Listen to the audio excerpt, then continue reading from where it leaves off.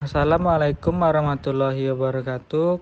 Kami dari kelompok 3 yang beranggotakan Intan Fauzana, Robi Asri, dan Yuni Agustina akan menjelaskan tentang Theory of Word Adjustment, di mana di dalam teori ini kami membahas tentang konsep dasar teori, karakteristik teori, kekuatan dan kelemahan teori, riset-riset berkenaan dengan teori, dan aplikasi teori dalam BK. Baiklah, langsung saja kita mulai penjelasan dari materi ini.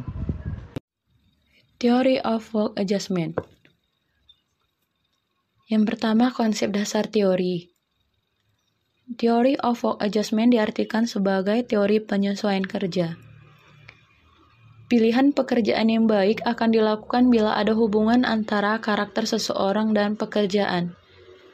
Jika ada kecocokan antara kemampuan seseorang dalam tuntutan kinerja suatu kejadian, kemungkinan besar orang tersebut akan berhasil dalam pekerjaan ini.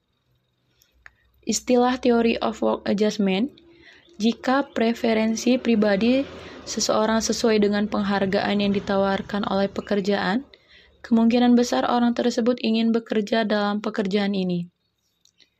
Theory of Work Adjustment menetapkan ini sebagai kepuasan. Semakin dekat kemampuan seseorang berupa keterampilannya, pengetahuannya, pengalamannya, sikap dan perilaku, maka kemungkinan melakukan pekerjaan dengan baik sesuai dengan persyaratan peran atau organisasi. 6 nilai kunci kepuasan individu menurut Dawes 2007. Yang pertama, prestasi. Kondisi yang mendorong pencapaian dan kemajuan. Yang kedua, kenyamanan. Kondisi yang mendorong kurangnya stres. Yang ketiga, altruisme. Kondisi yang mendorong harmoni dan pelayanan kepada orang lain.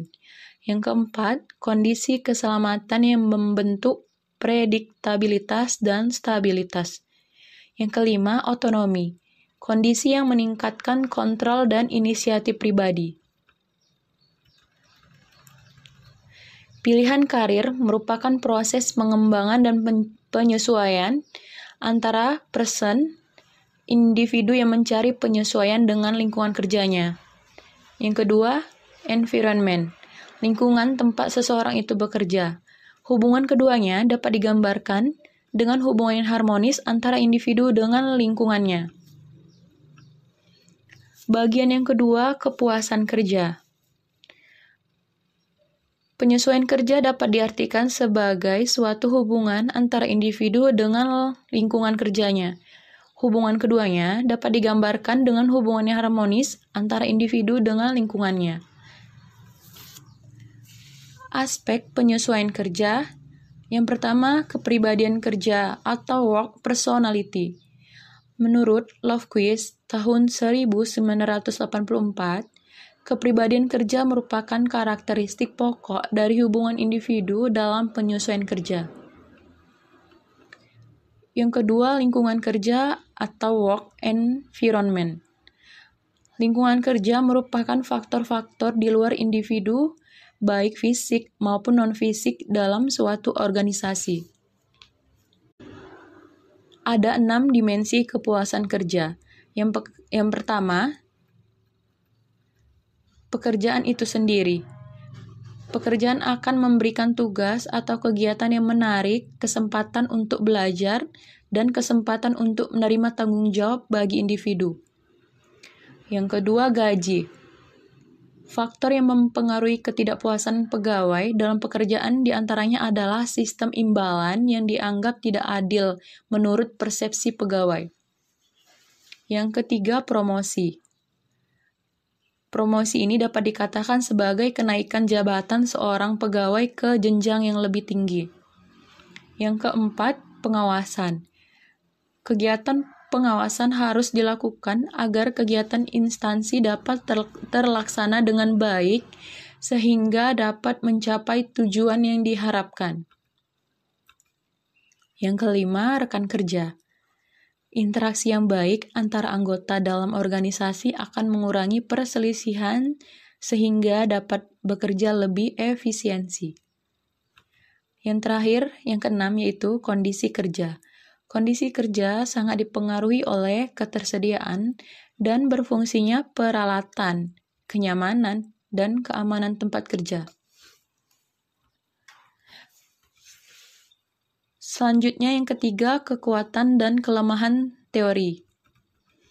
Pada bagian kekuatan, bahwa sebuah alat ukur telah dikembangkan untuk mengukur berbagai variabel yang terkait dengan teori, termasuk ukuran pada kepuasan, kebutuhan, dan nilai, keterampilan dan kemampuan, dan indeks korespondensi. Selanjutnya bagian kelemahan, sebuah teori tidak dapat diterapkan dalam praktik atau penelitian jika variabelnya tidak dapat diukur. Variabel teori PSI dapat diukur dengan beberapa cara, tidak seperti cara pengukurannya dalam proyek penyesuaian pekerjaan dan tidak hanya dengan menggunakan instrumen Minnesota. Walaupun kesederhanaan di samping instrumen ini sama bagusnya dengan teori untuk detail tentang instrumen. Teori ini juga dirasa mengabaikan faktor minat, keinginan, perasaan, dan daya adaptasi seseorang pada lingkungan pekerjaan yang baru. Karena pada beberapa kondisi individu bukan hanya kesesuaian dengan lingkungan kerja semata, namun dalam beberapa kondisi minat, motivasi, dan bahkan dukungan dari orang terdekat mampu membuat individu menyesuaikan dan beradaptasi pada lingkungan kerja. Riset-riset berkenaan dengan Theory of Work Adjustment. Yang pertama, Diggs-White dan Sofner 2002 menerapkan teori penyesuaian kerja saat membantu wanita lesbian di tempat kerja. Yang kedua, Linda S. Gottfredson meneliti tentang perbedaan individu dalam pengembangan karir, kemampuan mental, dan hubungannya dengan ketidaksetaraan sosial. Yang ketiga, penelitian tentang mengeksplorasi pengalaman para penderita kanker untuk kembali bekerja guna menjelaskan dukungan organisasi yang diperlukan untuk memfasilitasi penyesuaian kerja yang berhasil. Yang keempat, Theory of Work Adjustment and Student Athletes Transition Out of Sport. Penelitian ini menguji beberapa prinsip teori work adjustment pada transisi siswa atlet olahraga. Hasil penelitian ini memberikan dukungan tambahan untuk keefektivitas work adjustment, yaitu dengan menggunakan teori ini, siswa atlet dapat menentukan lapangan pekerjaan yang sesuai dengan dirinya. Selanjutnya, aplikasi teori dalam bimbingan dan konseling. Teori work adjustment dapat digunakan dalam berbagai hal. Mengembangkan pengetahuan diri klien dan pengetahuan kerja dengan pendekatan kecocokan antara person dan environment terhadap perencanaan karir. Kemudian konselor harus mendapatkan informasi tentang gaya penyesuaian individu, karena setiap individu memiliki gaya penyesuaian yang berbeda-beda. Kemudian, memahami teori keterikatan dalam kaitannya dengan teori work adjustment dapat membantu klien untuk menjadi lebih sukses dalam karir mereka. Pentingnya teori penyesuaian kerja bagi konselor karir yaitu, yang pertama, konselor karir harus mempertimbangkan kepuasan kerja klien perlu membantu mereka menemukan lingkungan kerja yang dapat diterima. Perlu diingat bahwa kepuasan kerja merupakan variabel yang signifikan dalam menentukan produktivitas, keterlibatan kerja, dan umur karir.